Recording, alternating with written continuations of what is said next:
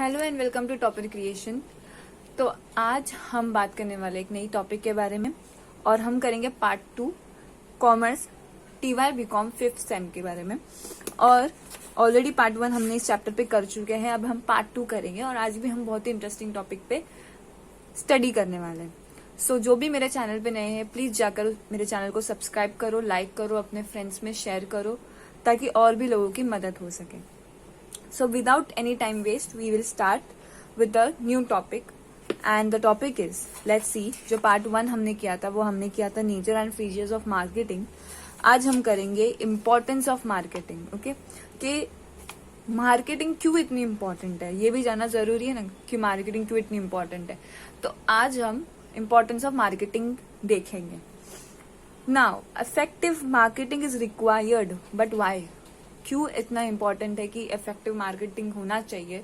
उसका रीजन ये है कि हमारी जितनी भी प्रोडक्ट्स होती है, अगर हम उसकी मार्केटिंग नहीं करेंगे तो वो प्रोडक्ट आगे मार्केट में बिकेगी नहीं, कस्टमर उसको बाय ही नहीं करेगा जब तक हम मार्केट में प्रॉपरली उसको मतलब शो ना करें। तो इसलिए marketing is one of the most vital role जो प्ले करता है for a business, for an organization, जब वो नया प्रोडक्ट मार्केट में लाता है।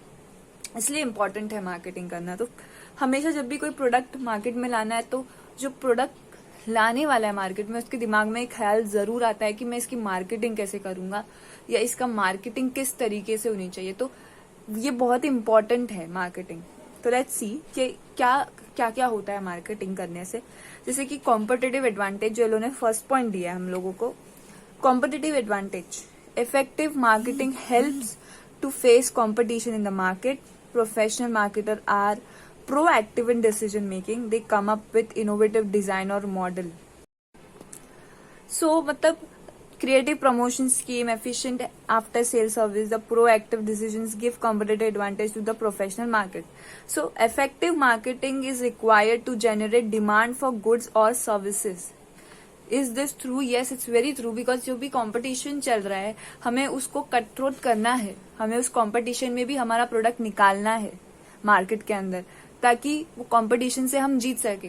क्या हम चाहते हैं कि जो भी कंपटीशन मार्केट में चल रहा है वो उस वजह से हमारा प्रोडक्ट इस मार्केट में ना आए? नहीं। इसलिए हमें मार्केटिंग करना जरूरी है ताकि हम जो कंपटीशन मार्केट में चल रहा है उससे बच सके। अगला जो चीज है वो लिखा है कॉर्पोरेट इमेज। हम जब मार्केटिंग करते हैं तो हमारा जो कॉर्पोरेट है उसकी भी इमेज बनती है, हमारी जो ब्रांड है उसकी भी इमेज बनती है। इसलिए मार्केटिंग जो है वो बहुत इंपॉर्टेंट है क्योंकि उससे हमारी इमेज बनती है। ओके, सो मैं कुछ पॉइंट्स लाइंस रीड करूंगी। A good corporate image in the minds of customer, employ, share holder, supplier, dealer helps a firm to expand and grow. एक अच्छी इमेज माइंड में होती है तो वो कंपनी क्या करती है, अच्छे से ग्रो होती है। अगर हम आजकल की बात करें तो एप्पल एक कंपनी है जो बहुत ही अच्छा इमेज है लोगों के दिमाग में एप्पल के लिए, तो वो बहुत ही ग्रो कर रही है। अब वो कितने भी एक्सपेंसिव प्रोडक्ट निकाले लेकिन लोगों के दिमाग में उसके प्रोडक्ट्स बहुत ही अच्छे हैं और लोग खरीदते हैं। ओके, अगला जो पॉइंट, थर्ड पॉइंट लोगों ने बोला है वो customer satisfaction. Now customer satisfaction is also important. अगर हमारे प्रोडक्ट से कस्टमर ही सेटिस्फाइड नहीं हो तो प्रोडक्ट कैसे बिकेगा? सो मार्केटिंग क्या हेल्प करता है कस्टमर सेटिस्फैक्शन को जानने के लिए कि मार्केट में कस्टमर कैसे सेटिस्फाइड होगा, कस्टमर को किस टाइप का प्रोडक्ट चाहिए जिस हिसाब से वो सेटिस्फाई हो सकता है। तो कस्टमर सेटिस्फैक्शन भी मार्केटिंग के हिसाब से हमें पता चल जाएगा। When product performance is below customer, तो यहाँ पर उन लोगों ने वही बताया कि डिससेटिस्फाइड, सेटिस्फाइड, डिलाइटेड, इसको किसको क्या क्या बोलते हैं। अगला जो पॉइंट है वो है अपना customer relationship. Nowadays, it is vital to maintain excellent relationship with customer in order to maintain and enhance customer loyalty. Yes, it's very good. तो क्या करते हैं लोग कस्टमर रिलेशनशिप बनाने के लिए? क्या उनसे चैट करते? नहीं, वो ऐसे स्कीम निकालते हैं जैसे कि आफ्टर सेल सर्विस रखते हैं या कोई गिफ्ट दे देते हैं इसके वन, जैसे कि क्या बोलते हैं उसको, by one get one free type. तो ये सारी चीजें क्या करती है, कस्टमर रिलेशनशिप बढ़ाती है, राइट। जैसे कि हम बात करें डीमार्ट की, तो डीमार्ट एक ऐसी जगह है जहां पर लोग जाना पसंद करते हैं बिकॉज वहां पर क्या होता है, स्कीम्स होती है मोस्ट ऑफ द टाइमिंग कि by one get one free वाली स्कीम, तो वो क्या कर रही है, उनकी कस्टमर रिलेशनशिप लॉयल्टी मेंटेन कर रही है। वहां पर बहुत सारे कस्टमर्स हैं जो बार बार जाते होंगे। रीजन क्या है, बिकॉज वहां पे जो प्राइस है वो भी थोड़ी चीपर है, और वहां पे जो उन लोग कस्टमर सर्विसेज दे रहे हैं वो भी बेहतर है बाकी लोगों के हिसाब से। तो customer relationship is also very important, जो मार्केटिंग करने से हमें पता चलता है। अगला जो पॉइंट है वो है expansion of business. Obviously marketing से एक्सपांशन होगा, राइट? इमेज बढ़ेगी, एक्सपांशन ऑफ बिजनेस होगा।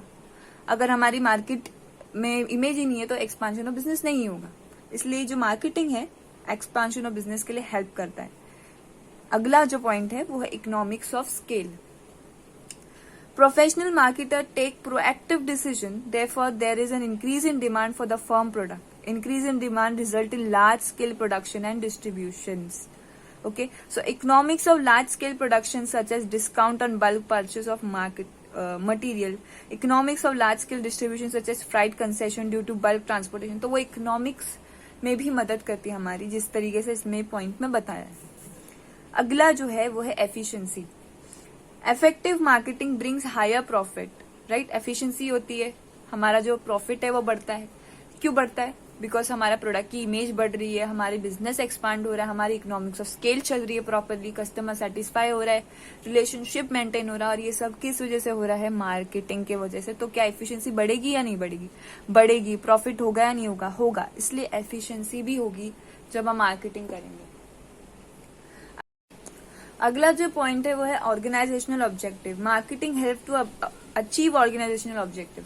हर एक ऑर्गेनाइजेशन के कुछ ऑब्जेक्टिव्स होते हैं, कुछ टारगेट होते हैं जो लोग पर मंथ रखते हैं या पर ईयर रखते हैं, कोई वीक भी रखते हैं, कोई डेज भी रखते हैं। तो वो सारे जो ऑब्जेक्टिव्स हैं, वो सारे जो टारगेट्स हैं, वो सारे पूरे होंगे। कब पूरे होंगे? जब हम प्रॉपर मार्केटिंग करेंगे, राइट? इसलिए ऑर्गेनाइजेशनल ऑब्जेक्टिव्स का भी नाम इसमें दिया गया, जो 8 पॉइंट है। अगला जो पॉइंट है, टोटल 13 पॉइंट्स है, करेक्ट? और हमारा कितने मार्क्स का पेपर होगा? 7.5 मार्क्स का हो सकता है। अब मुझे नहीं पता, लेकिन जो मेरे पास पेपर पैटर्न है उस हिसाब से 7.5 मार्क्स के हैं। तो आपको 8 to 9 या 10 पॉइंट मैक्स टू मैक्स लिखने ही है, उससे मतलब मिनिमम लिखने हैं 10 पॉइंट्स, याद रखने हैं तुमको 10 पॉइंट्स। टोटल 13 है, लेकिन मिनिमम मैं बोल रही हूँ, जो मैंडेटरी है वो है 10 पॉइंट्स। पूरा 13 पॉइंट्स याद रखोगे तो बहुत ही बेहतर है। ओके, अगला जो 9 पॉइंट है वो है optimum use of resources. Now due to effective marketing the company gets higher demand of goods and service. Increase in demand leads to higher production and distribution. Therefore a firm can make optimum use of resources such as physical resources, capital resources and manpower. तो optimum use of resources होता है जितनी भी resources हम लेते हैं हम उसका प्रॉपरली इस्तेमाल करते हैं due to marketing. Because demand है, सप्लाई भी होगा, डिस्ट्रीब्यूशन भी होगा, इसलिए जितने भी हमारे पास रिसोर्सेज है हम उसका प्रॉपरली इस्तेमाल करते हैं ड्यू टू मार्केटिंग।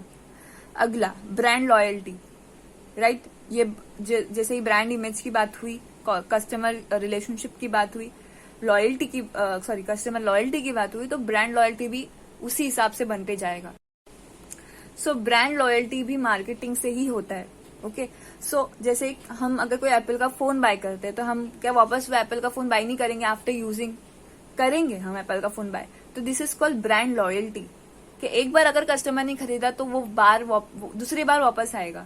सो जैसे ही कस्टमर रिलेशनशिप मेंटेन होता है, ब्रांड लॉयल्टी भी हमारी मेंटेन होगी।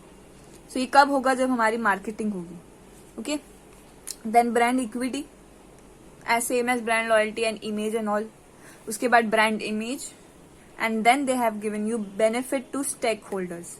Okay, so these are the 13 points which they have given you in the importance of marketing.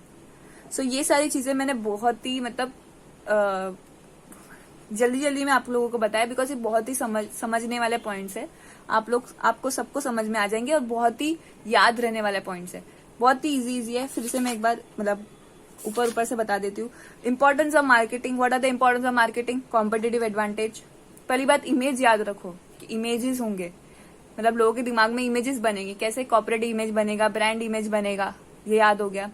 Loyalty याद रखो, customer loyalty, brand loyalty, 4 point यही याद हो गए, राइट? तो ऐसे अगर आप लोग याद रखने की कोशिश करोगे तो जरूर आपको ये सारे पॉइंट्स याद होंगे और बहुत ही ईजी है। मतलब आपको अगर पॉइंट याद है, जैसे कि ब्रांड इमेज याद है, तो आप उसके अंदर जो लिखना है वो अपने आप लिख दोगे। तो पॉइंट्स याद रखो, अंदर का आप खुद ब खुद लिखते जाओगे, बिकॉज ये बहुत ही सिंपल पॉइंट्स है। सो आज की वीडियो के लिए इतना ही, मिलते हैं नेक्स्ट वीडियो में जो होगा part 3 functions of marketing. So जाने से पहले please do like, share, comment and subscribe to my channel which is topper creation. Thank you.